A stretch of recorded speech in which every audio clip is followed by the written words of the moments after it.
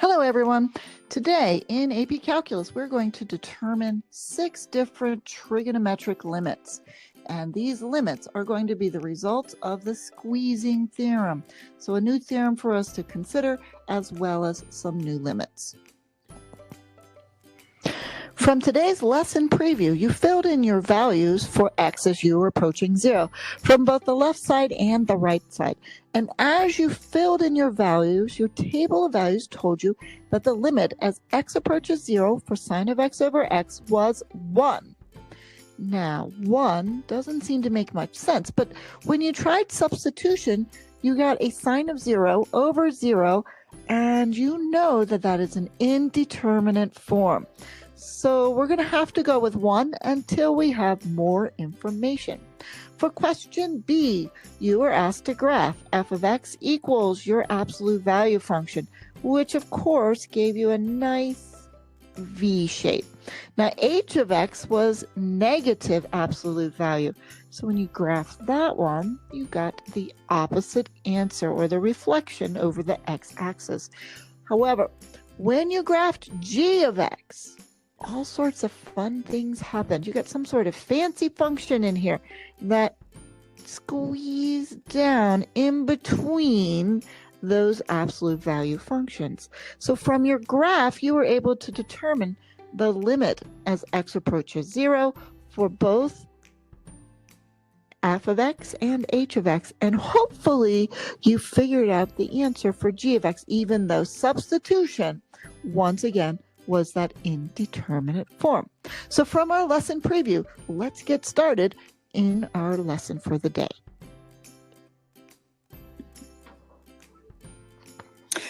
All right, it's time for the squeezing theorem. So let's take a really close look at what's happening with our squeezing theorem to get the big idea here. The idea is that some function g of x is always going to be greater than or equal to some function f of x, which is always greater than or equal to some function h of x. So the next thing we're going to do is we're going to think about what happens to the limit as x approaches the value c for g of x. And let's say we know the answer is L, and it was a very easy problem to do. But then we also look at the limit as x approaches c for some function h of x, and it also equals L. Now, the idea is, since we know that f of x has to be squeezed in between these two, then its answer must also be the value of L.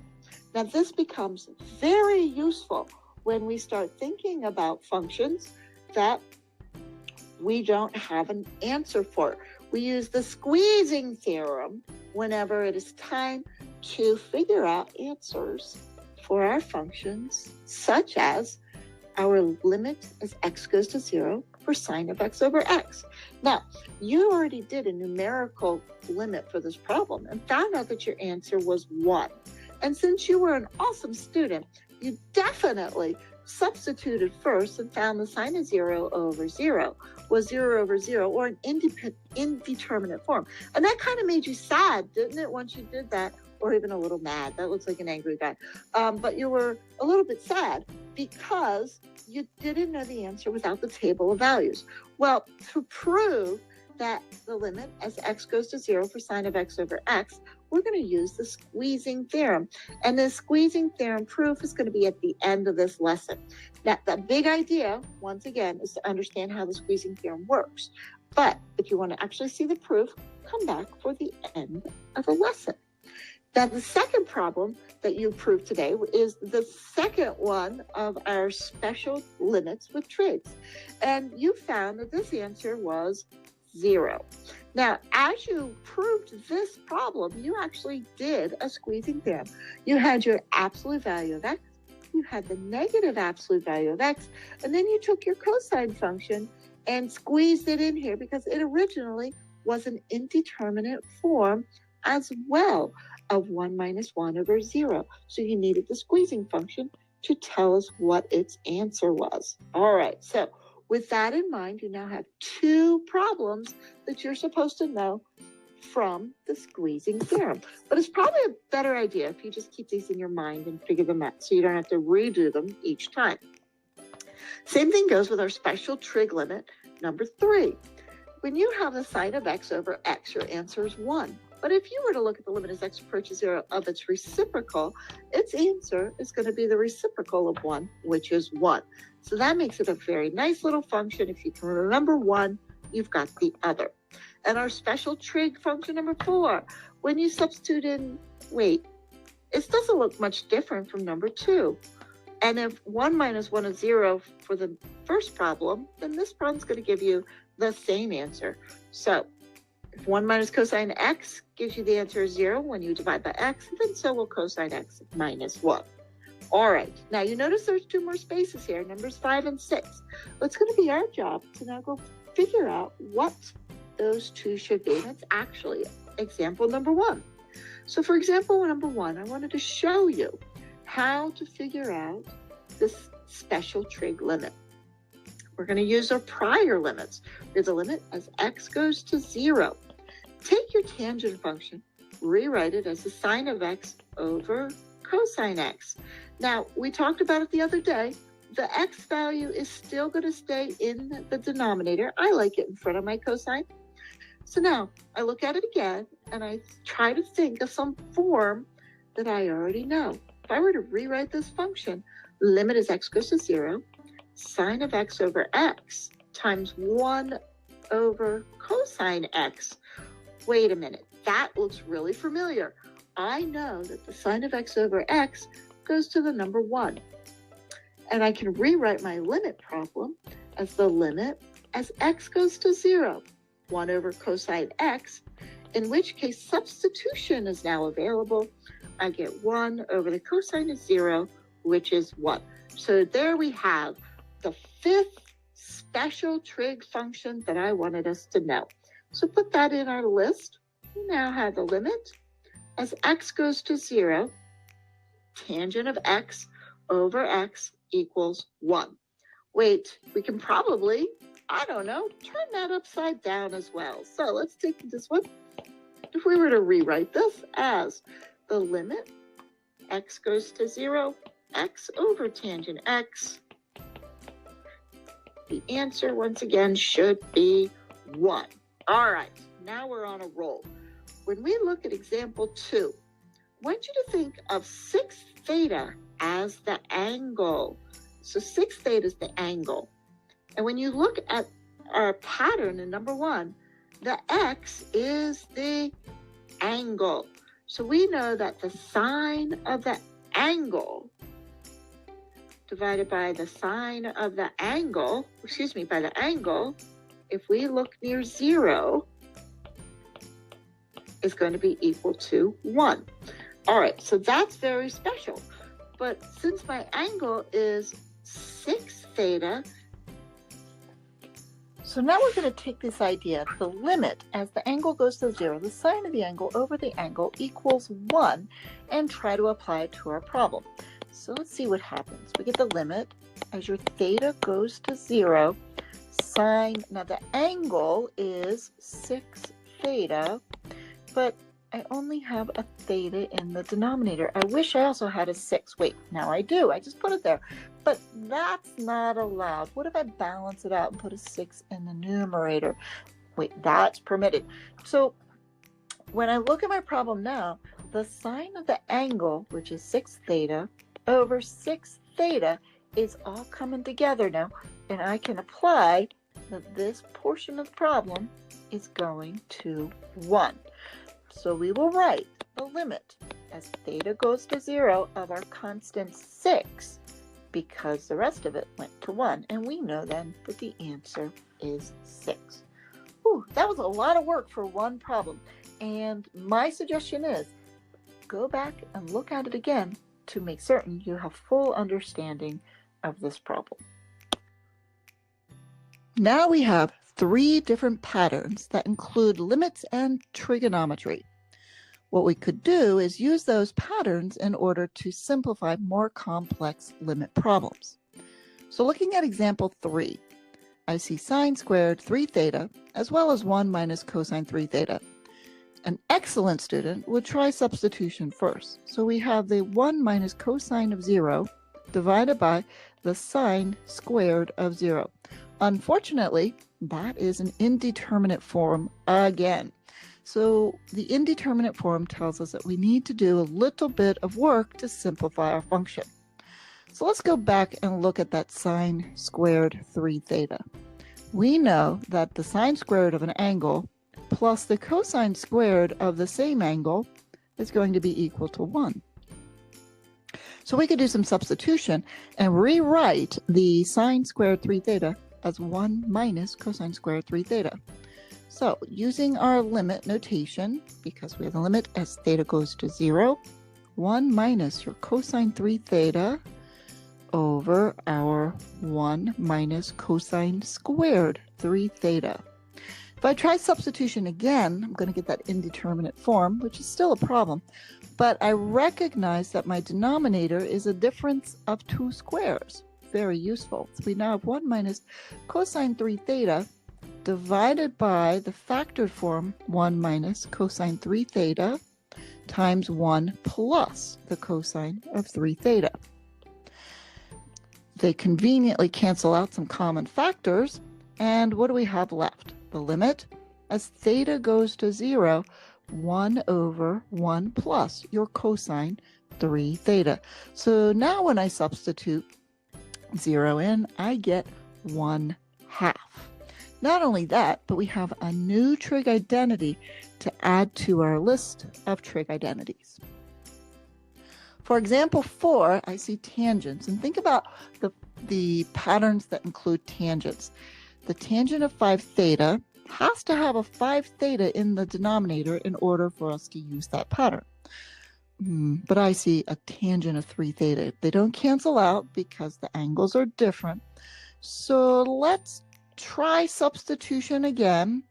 And when I put 0 in, tangent of 0 is 0. Oh man, another indeterminate form. All right, so instead what we're going to do is think about exploiting the angle 5 theta and the angle tangent 3 theta. So we'll look at the angle for the 3 theta and the angle for the 5 theta. If I were to have a 5 theta in the denominator, that would be awesome. But I can't just have a 5 theta in the denominator. I must place one in the numerator because 5 theta divided by 5 theta is actually 1. And so by placing one in the numerator and one in the denominator, I haven't changed the problem. Now, if I look at tangent 3 theta, I would love to have a 3 theta in the numerator. And once again, let's throw a 3 theta in the denominator so that I don't actually change any of the problem. Fortunately, the tangent of 5 theta over 5 theta goes to 1. 3 theta over tangent 3 theta also goes to 1. And the thetas cancel out. So what I'm left with is the limit as theta goes to 0 of the constant 5 over 3. And that, of course, is 5 over 3. All right, so we're getting really good at these, but I'm looking at a number 5, and it does look a bit complex. Let me pull that a little closer to us. So as we look at number 5, so let's look closely at this example. X is heading to pi over 2. Pi over 2 is not 0. All of the patterns we have X heading towards 0. But it's very convenient. If I were to take pi over 2 and substitute it in for theta, I get an indeterminate form of 0 over 0. So essentially, what's happening here is the angle is heading towards 0, and the numerator is heading towards 0. So when we have the pattern pi over 2 minus theta over the sine of pi over 2 minus theta, that is going towards 1. So we can now rewrite our problem as the limit as x goes to pi over 2 of 1 over 3. And we know that the limit as x approaches any value of a constant is equal to the constant. So although this looked like a terribly complex problem, we were just fine. It's time for your lesson practice.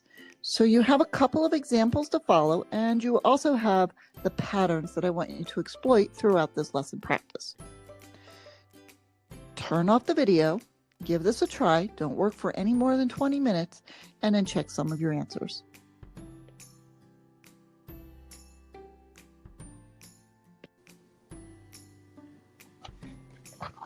So I haven't given you all the answers. I've just indicated some of the clues that you might need in order to get to the answers.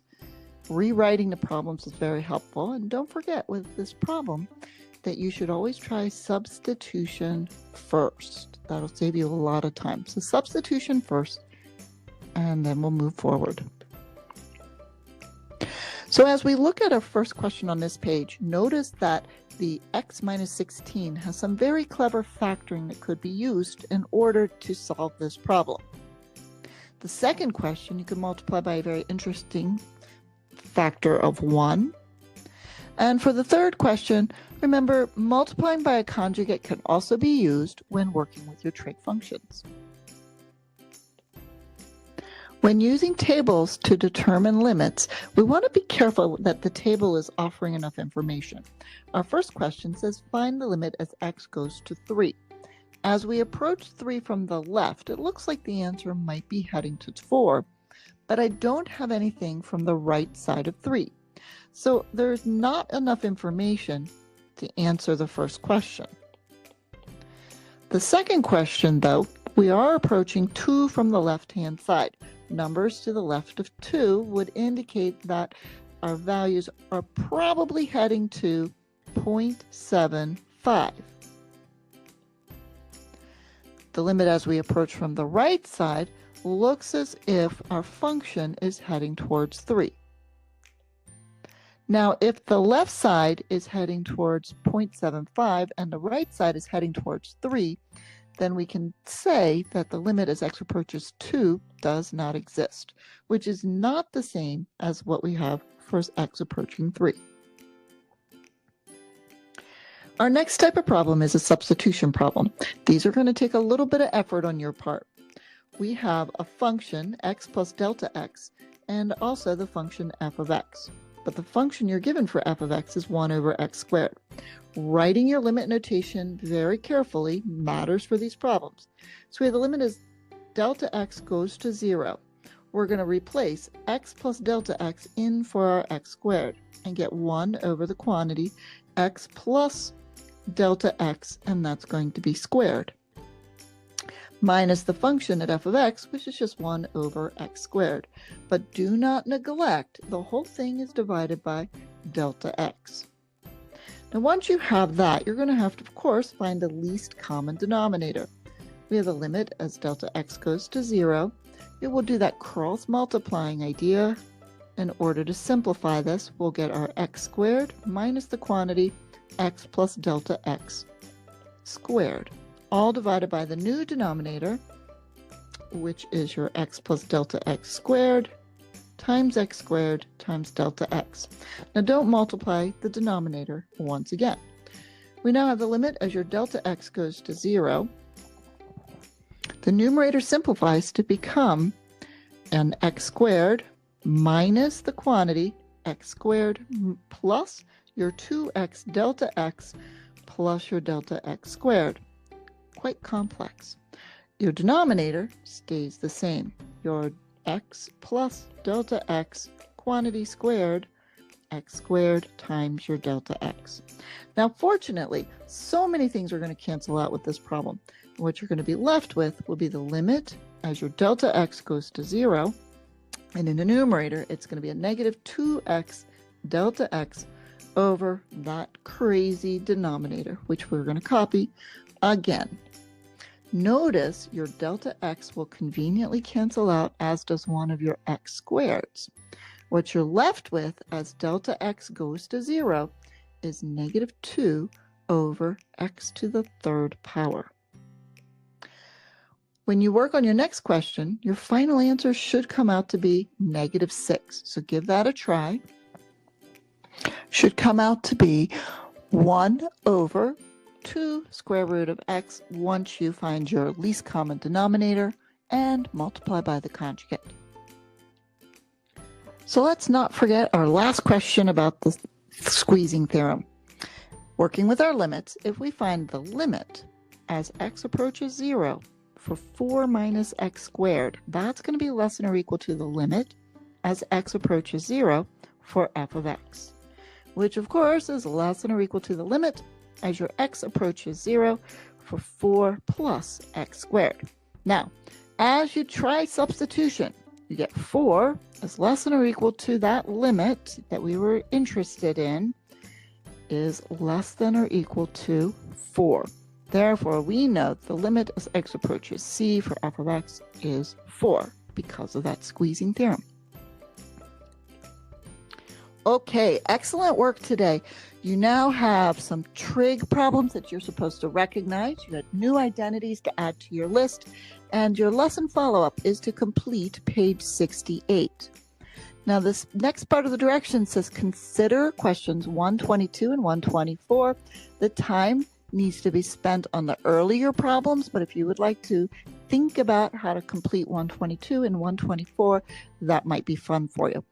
The rest of the video is the proof that the limit as theta goes to 0 for your sine of theta over theta is actually equal to 1. The proof is optional. I've added it to your video so that if you want to see it, you have that information.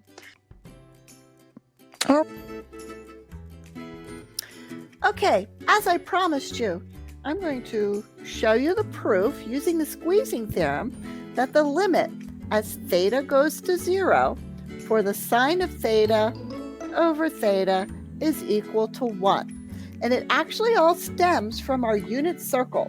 Now, as we look at the unit circle, what I want you to consider for a minute, as you remember the premise, is that we start with some smaller valued function. Let's call this one the triangle.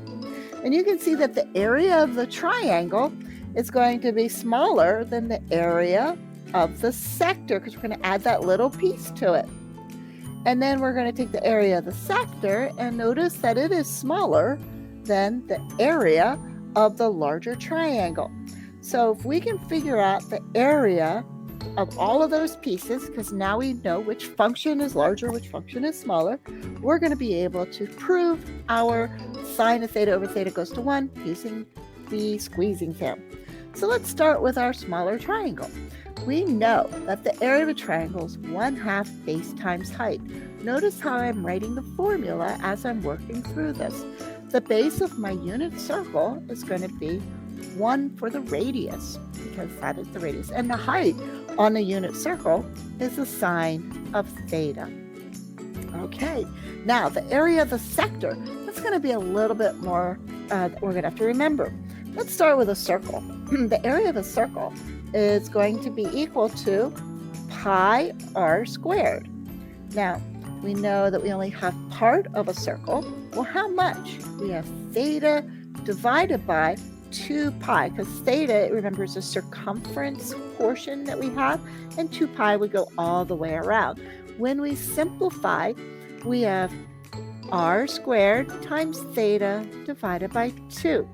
Now, specifically, because we're on a unit circle, we know that this is going to be r squared theta over 2, where theta is 1. So theta over 2.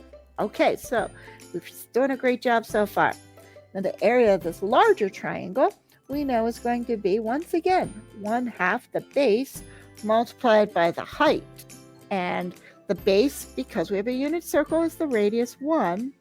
And the height is going to be the tangent of theta by definition. Okay, so this gives us a lovely tangent theta over 2 greater than or equal to theta over 2 is greater than or equal to the sine of theta over 2. All right, but now that doesn't look like the sine of theta over theta though. So you know what? Let's take this whole problem and multiply it by the 2 over the sine of theta. And let's see what fun things happen. When we do that, and we're allowed to do it with this inequality because in the first quadrant, the sine of theta is always positive.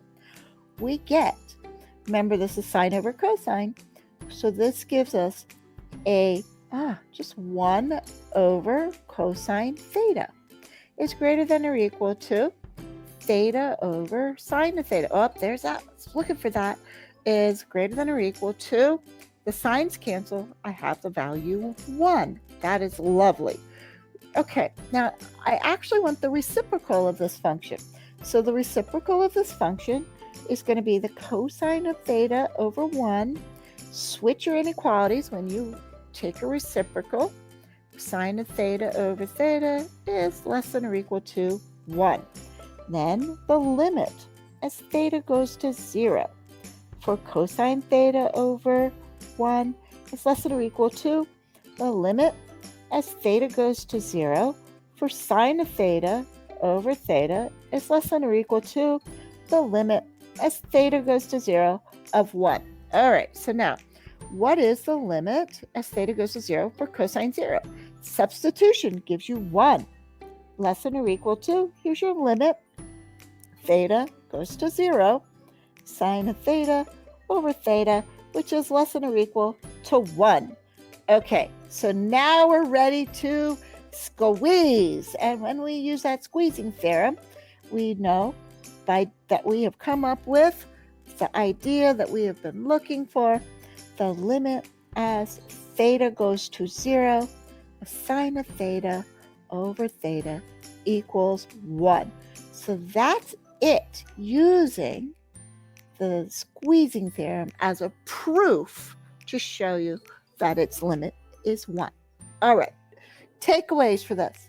You have 6 special trig limits that you need to have in mind as we go forth. And that is it for the day. You have a lovely afternoon.